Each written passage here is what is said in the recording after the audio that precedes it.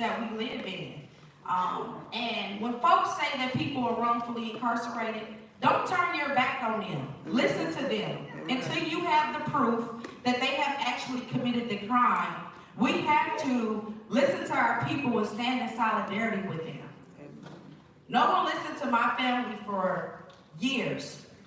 I had to get out front line, and I didn't know what to do, but keep faith. Keep faith.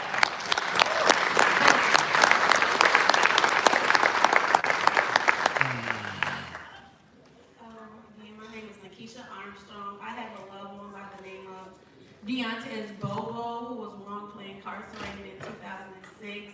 That individual happens to be my two kids' father, and he was taken from them. Not only them, he was taken from his mom, from me.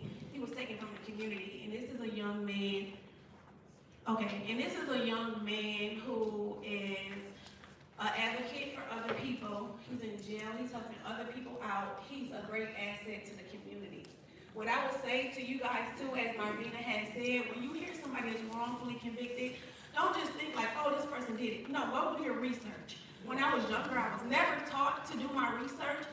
In fighting for him, I used to go to the lawyers, I used to go to the prosecutors, show them different evidence like he's innocent. Nobody never listened until I found my sisters in the community, and they made them.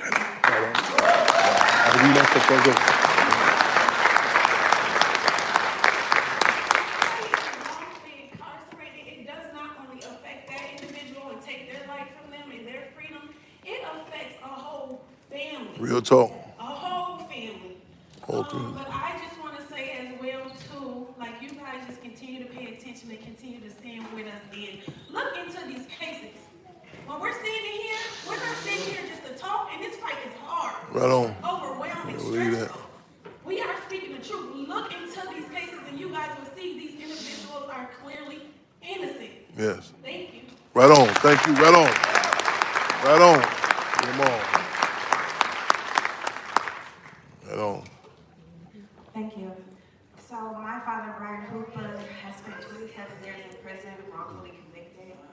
He was crucified and convicted in the media before any evidence can prove his innocence. They lied in testimony, they lied on the stand, and that didn't matter. So why it should matter to you is because it can happen to any one of us. This isn't just a personal issue for me, it's not just a personal issue for my family, this is a community issue. And we all should take heed to that and recognize the importance of standing together and standing up to fight against injustice. My father is a brother, a cousin, a mentor as well. He tries his best to remain educated and to lift himself up as he's been in behind bars in these prison cells. He does a good job to speak highly to the youth and to his community and make sure that he's pushing people to have a better life, pushing people to, again, fight against injustice and lift each other up as we try to lift him up. So I urge you guys to consider that this could be any one of you. Consider that it can be any one of your loved ones. This is a human rights issue that we should all care about. So thank you. Right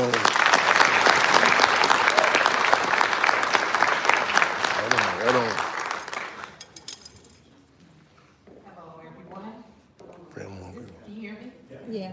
My name is Brady Union, and I am the mother of Mayan Burrell. Mayan, I'm here first of all to not just speak on the injustices of my son, but the injustices of everyone.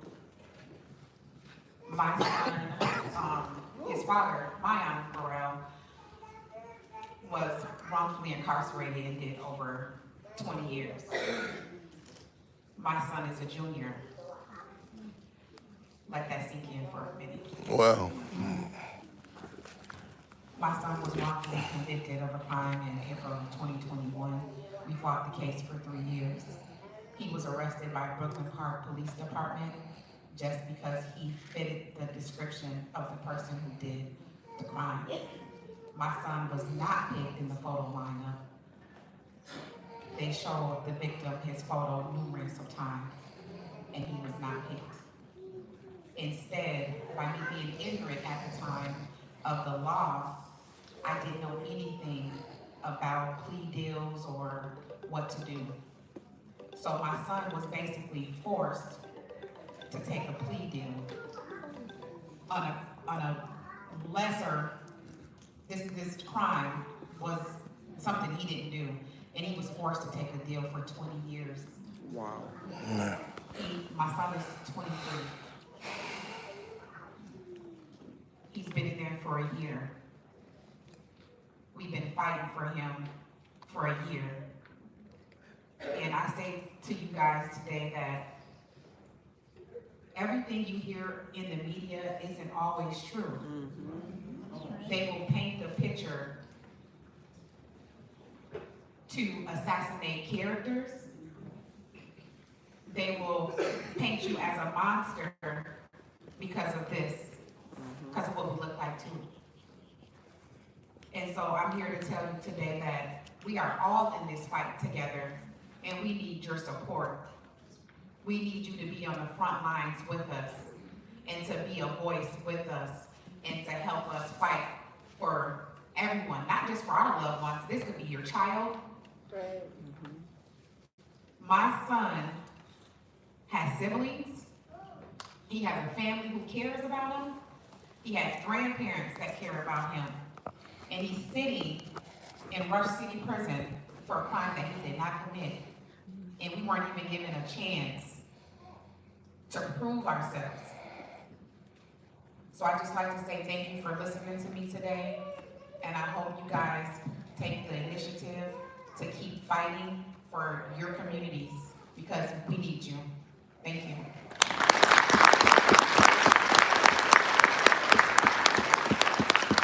Okay, we're going to start with your questions, right? So raise your hands. We'll run the mics to y'all. Keep your questions short so we can answer and get out of here soon. Okay, where do I have questions? Questions, right there. That's Dr. Rogers. That is Dr. Sure to say that mics are not only important for accessibility in this room, but we also have a couple overflow rooms. If you don't use the mic, the folks there can't hear you. Thanks so much. Oh, you got overflow? Yeah, we do. Oh, well, right on. My name is Joseph Banks, Right on. and I'm a former police chief. Oh, yeah. Okay, y'all beautiful. So one of the things He still got you, that's good, overflow. discretion or authority. We don't talk enough about discretion or authority, and a lot of people don't realize that's what is a seed of putting people in prison also. So my goal is to hope that you guys are able to get with police academies and police departments to re-educate them on the fact that we don't arrest everybody. There are teachable moments. We could arrest you, we don't have to. And a lot of people don't realize historically, your family is in jail not because they had to be, but because the officer at the time chose to. And so the problem is that we're not close enough to the system to monitor. And so we see these young men that are downtown at these courthouses taking these deals because of ineffective counsel. And no one's paying attention to that. So we have to empower the people not just to talk about it, but to have a plan of action. So I want to ask you, what do you have in place to actually follow through to bring about change? Okay. That was a comment, not a question, but that's all right. We love them. So any thoughts? I'm gonna get right back on Instagram and then come right back to YouTube Live.